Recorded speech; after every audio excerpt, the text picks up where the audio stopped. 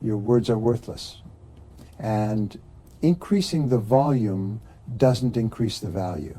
Every day you show up to work and participate in the same self-sabotaging ritual that's plagued your career for years. Someone presents an idea and you immediately point out the flaws. A problem arises and you rush to offer solutions. A pause occurs in conversation and you fill it with observations nobody needed. You think you're being helpful, engaged, contributing. You're actually training everyone around you to tune you out. The harsh mathematics of influence work like this. The more you talk, the less each word is worth. The more opinions you offer, the less any single opinion matters. The more you react, the less thoughtful you appear. Meanwhile, there's someone in your organization who speaks half as much as you do and wields twice the influence. They're not more talented, they're not more connected. They've simply understood that in an economy of attention, scarcity creates value, and your constant availability has made you cheap. The most successful leaders in the world share one characteristic that nobody talks about. It's not charisma, it's not confidence, it's not even intelligence. It's their ability to remain silent when everyone else feels compelled to speak. Look around any corporate office, any business meeting, any negotiation table, and you'll notice something fascinating. The person commanding the most respect, the individual wielding the most influence, is rarely the one dominating the conversation. They're the one sitting back, observing, processing, and choosing their words with surgical precision. Most people have this completely backwards. They believe leadership means having all the answers immediately. They think influence comes from being the loudest voice in the room. They've convinced themselves that silence equals weakness, that pauses mean uncertainty, that holding back their opinions makes them invisible. This couldn't be further from the truth.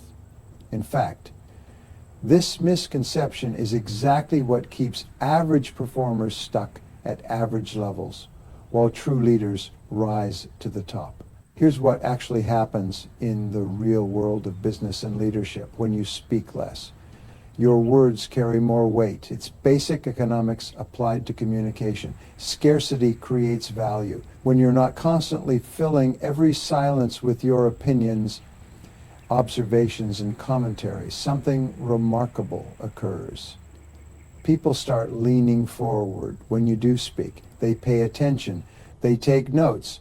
They remember what you said because you don't say much, which means when you do open your mouth, it matters. Think about the most expensive luxury brands in the world. They don't advertise on every billboard. They don't send you emails every single day. They don't desperately seek your attention. Their restraint, their selectivity, their silence creates mystique and value. Your words work exactly the same way. Every time you jump into a conversation with an unnecessary comment, you're devaluing your communication currency. Every time you fill an uncomfortable silence just because it feels awkward, you're training people to ignore you. The psychological impact of strategic silence is profound. When you pause before responding, even for just 3 seconds, you communicate several powerful messages simultaneously. First, you're showing that you actually think before you speak, which immediately separates you from 90% of the population who react on impulse. Second, you're demonstrating emotional control, which is the cornerstone of executive presence. Third, you're forcing the other person to sit in that silence with you, which creates a subtle but unmistakable power dynamic. They spoke, you're considering. They're waiting for your judgment. You've just positioned yourself as the authority without saying a single word. In negotiation settings, this principle becomes even more critical. The first person to speak after a proposal is made almost always loses ground. Why? Because breaking the silence reveals discomfort. And discomfort reveals weakness. When you put an offer on the table and then sit back in complete silence, you're forcing the other party to react. You're gathering information about their position, their confidence level, their desperation or lack thereof. They might counter immediately, revealing they were prepared to give more. They might fumble for words, showing uncertainty. They might rush to fill the silence with justifications, handing you leverage you didn't even ask for. But here's where most people struggle. Silence feels uncomfortable. Your brain starts screaming at you to say something, anything, to ease the tension. You feel pressure to prove you're engaged, to show you're smart, to demonstrate value. This is exactly the trap you must avoid. That discomfort you're feeling, the other person feels it 10 times worse because they're waiting for your response. Your comfort with silence makes them uncomfortable, and that discomfort works entirely in your favor. Consider what happens in team meetings. There's always someone who talks constantly. They comment on everything. They repeat points that have already been made. They think out loud. They fill every pause.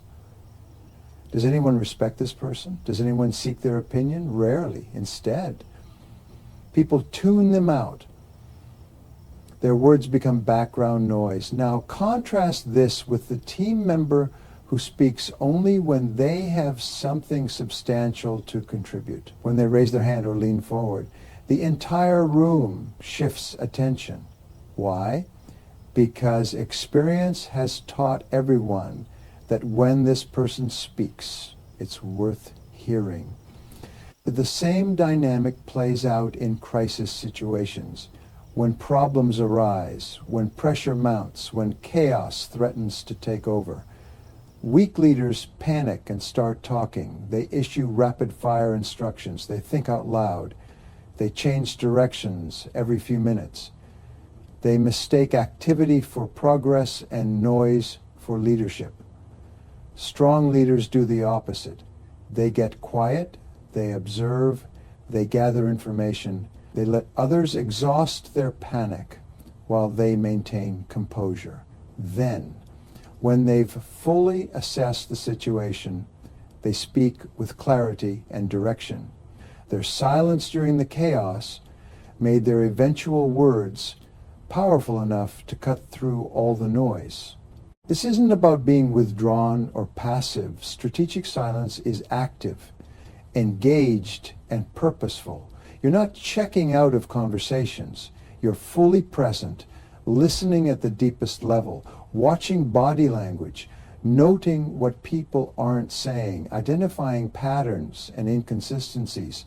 You're absorbing everything while revealing nothing until you choose to. That's power. That's leadership. That's the advantage everyone else is giving away by talking too much. Your words should be like a master craftsman's tools, brought out only when needed, used with precision, then put away. When you speak, people should know you've thought it through. They should understand that your silence wasn't emptiness, but preparation. They should recognize that you're not someone who needs to hear themselves talk, which automatically makes you someone worth listening to. This is how you build authority without demanding it. This is how you command respect without requiring it. This is how silence makes you a leader. Your ability to lead others is directly connected to your ability to lead yourself. And nothing tests self-leadership more than those moments when every fiber of your being wants to react immediately. Someone criticizes your work. A colleague takes credit for your idea. Your boss questions your judgment in front of the team. In these moments, your natural impulse screams at you to defend, to correct, to fight back instantly. This impulse has destroyed more careers than any other single factor. The leaders who rise to the top have learned something that average performers never grasp. They've mastered the space between what happens to them and how they respond. There's a 3-second rule that separates professionals from amateurs. When something triggers you emotionally, when you feel that surge of anger or frustration or the desperate need to prove yourself right, you count to 3 before you open your mouth.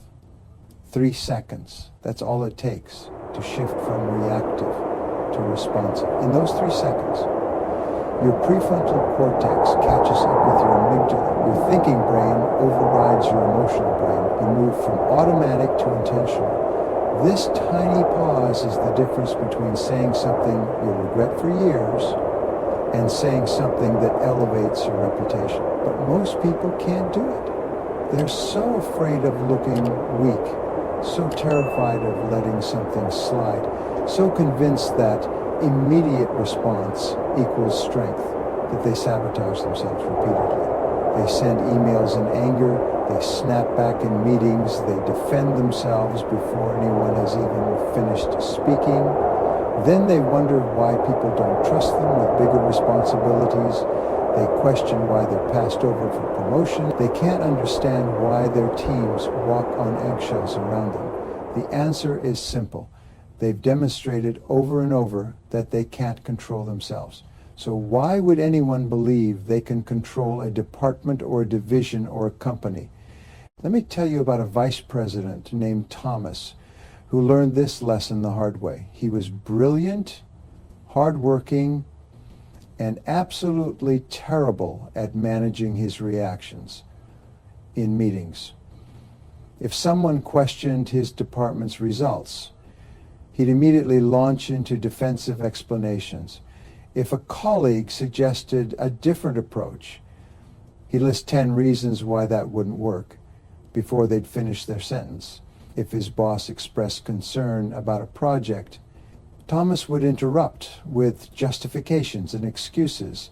He thought he was showing competence. He believed he was protecting his reputation. In reality, he was advertising his insecurity to everyone in the room. His career had plateaued. Despite his technical skills and work ethic, he kept getting passed over for senior roles. Then one day, his mentor gave him brutally honest feedback. Nobody trusted him in high-pressure situations because he couldn't handle even low-pressure conversations without becoming defensive. The mentor gave him a simple assignment. For the next 30 days, he was not allowed to respond immediately to any criticism, question, or challenge. He had to pause, acknowledge what was said, and tell people he'd think about it and get back to them. The first week was torture for Thomas. His ego screamed at him. Every pause felt like an admission of weakness. He was convinced people would think he didn't know his job, but he stuck with it. He'd hear criticism, and instead of defending, he'd say, "That's a fair point. Let me consider that and follow up with you tomorrow." Someone would question his approach, and he'd respond, "I appreciate that perspective. Give me some time to think through what you've said." It felt completely unnatural. It went against every instinct he had. By week 3, something shifted. His team members started opening up to him more because they weren't afraid of his defensive reactions. His peers began seeking his input because he'd stopped treating every conversation like a debate he had to win. His boss started giving him more candid feedback because Thomas had proven he could hear it without melting down. By the end of 90 days, Thomas had been offered the senior role he'd been chasing for 3 years. The promotion wasn't because he'd suddenly become smarter or more skilled. It was because he'd finally learned to control his reactions through the power of strategic silence. This principle applies to every interaction you have. When someone says something that triggers you, your silence serves multiple purposes. First, it prevents you from saying something you'll regret.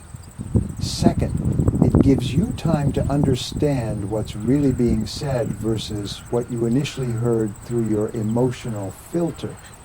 Third, it demonstrates to everyone watching that you're someone who thinks before responding. Fourth, it often causes the other person to keep talking, revealing more information that helps you understand the real issue. The phrase, "let me think about that," is one of the most powerful tools in your leadership arsenal. It buys you time. It shows respect for the complexity of the issue. It prevents you from making commitments you haven't fully considered. It signals that you're someone who takes things seriously rather than shooting from the hip. Yet most people are terrified to use it because they think it makes them look indecisive or uninformed. The opposite is true. Leaders who need time to think are respected. Leaders who have instant answers to everything are viewed with suspicion. Your emotional regulation is constantly being tested in the workplace. Every day presents situations that could trigger reactive responses. The key is recognizing that between every stimulus and your response, there's a space. In that space lies your power. When you fill that space with silence instead of immediate reaction, you're exercising the highest form of self-control. You're proving that you can be trusted with greater responsibilities because you've shown you can be trusted with your own emotions. This is what separates managers from leaders. This is what determines who gets the corner office and who stays stuck in middle management. This is how silence transforms you from someone who reacts to circumstances into someone who shapes them. The moment you step into any leadership role, you enter a completely different game with completely different rules. What got you promoted will not keep you successful. Individual contributors succeed by having answers. Leaders succeed by drawing answers out of others. Individual contributors prove their value by speaking up. Leaders prove their value by creating space for others to step up. This shift is where most new leaders fail. They keep playing the old game, dominating discussions, solving every problem themselves, being the smartest person in every conversation. Then they wonder why their teams underperform and why they're overwhelmed with work. Walk into any meeting and you can immediately identify who understands leadership and who doesn't. The person who doesn't understand it jumps in early. They set the agenda verbally, even if there's already an agenda. They offer opinions before hearing from others. They interrupt with solutions before problems are fully explained. They think they're adding value. They believe they're demonstrating competence. Actually, they're doing the opposite. They're training their team to be passive. They're teaching everyone that their role is to sit back and let the leader do the thinking. They're creating dependency instead of capability. Now watch the person who truly understands leadership. They open the meeting and then they shut up. They ask a question and wait. They let silence hang in the air until someone fills it. When someone speaks, they listen completely before responding. When a problem gets presented, they don't immediately solve it. Instead, they ask, "What do you think we should do?" Then they wait again.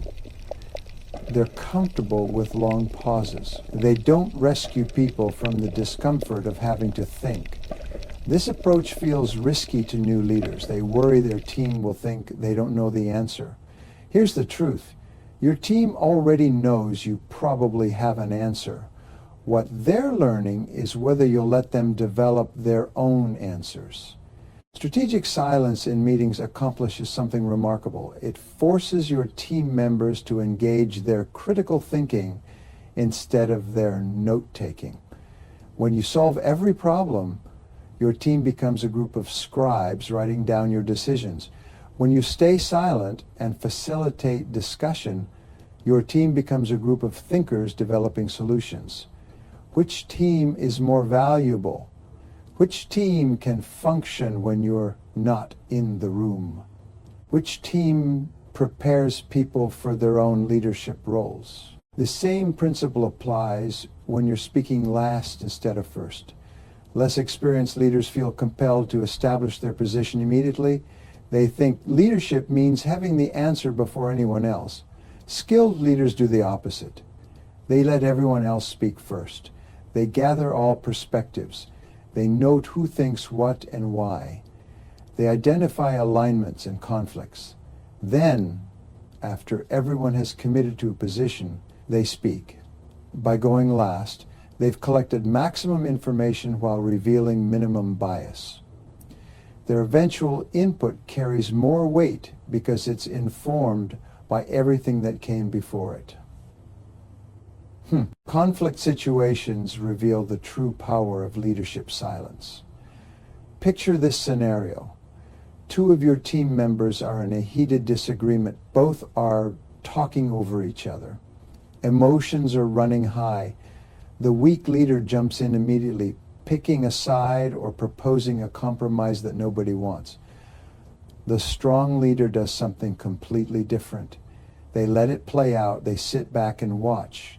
They let both parties fully express their positions. They let the emotion exhaust itself.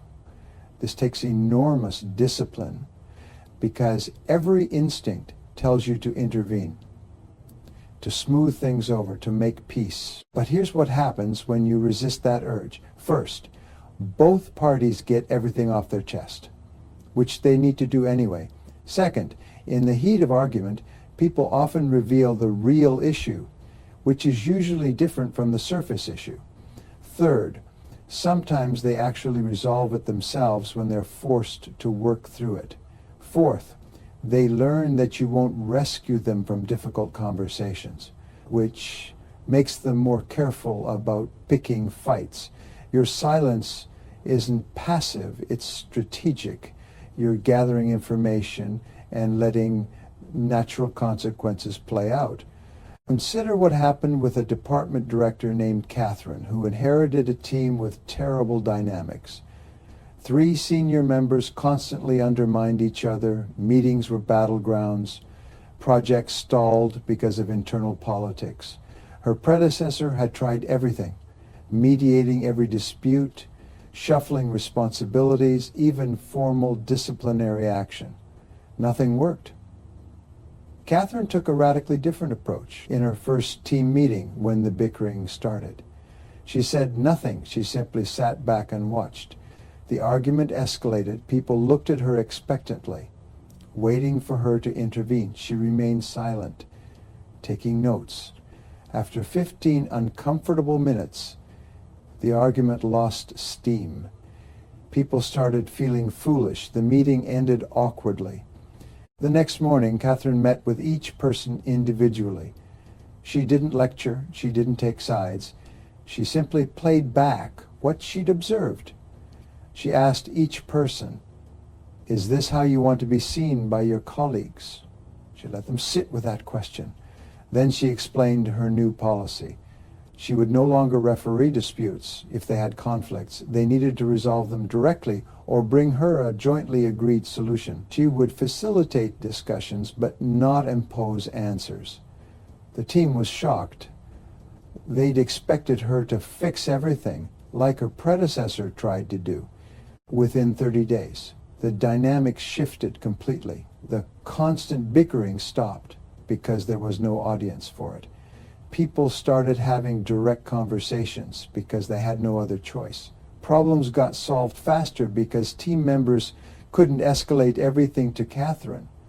She'd broken their dependency on leadership intervention by refusing to play that role. Her silence had forced them to develop the capability they'd never needed before. This is the paradox of leadership silence. By saying less, you develop more capable people. By solving fewer problems, you create better problem solvers. By letting uncomfortable situations play out, you build teams that can handle discomfort. Your silence isn't weakness or absence. It's the intentional creation of space where others must step up. It's the deliberate choice to develop capability instead of dependency. It's the recognition that your job isn't to have all the answers. Your job is to build a team that can find answers without you. That's what separates managers who create bottlenecks from leaders who create momentum. Knowledge without application is worthless. You can understand every principle of strategic silence and still fail completely if you don't implement it systematically. This isn't something you can decide to do when it's convenient. It requires deliberate practice, conscious effort, and a commitment to changing patterns you've reinforced for years. The good news is that, like any skill, you can develop it through consistent practice. The bad news is that most people won't do the work because it feels uncomfortable at first. That discomfort is exactly why it's valuable. Anything that feels easy doesn't create competitive advantage. Start with your mornings. Before you check your phone, before you turn on the news, before you engage with anyone, spend 15 minutes in complete silence. Not meditation in the mystical sense, not some elaborate spiritual practice, just sitting quietly with your thoughts. No input, no output, just silence. This trains your brain to be comfortable with quiet. Most people are addicted to constant stimulation. They wake up and immediately flood their minds with information, opinions, and noise. Then they wonder why they're reactive all day. Your morning silence builds your capacity to choose response over reaction. It's like going to the gym for your self-control. During this morning practice, focus on your breathing and observe your thoughts without engaging them. Thoughts will come, let them pass. Don't argue with them, don't develop them. Just watch them like clouds moving across the sky. This simple practice does something profound. It teaches you that you are not your thoughts. You are the observer of your thoughts. This distinction is critical for leadership because it means you don't have to react to every thought that crosses your mind. You can observe an angry thought without acting on it. You can notice a defensive impulse without following it. This is the foundation of strategic silence. Now apply this to your daily conversations. Set a specific goal. In every conversation today, you will listen twice as long as you speak. This sounds simple, but try it and you'll realize how difficult it actually is. Count to 3 before responding to anything. Not 1, not 2, but 3 full seconds. Time yourself if you have to. Those 3 seconds will feel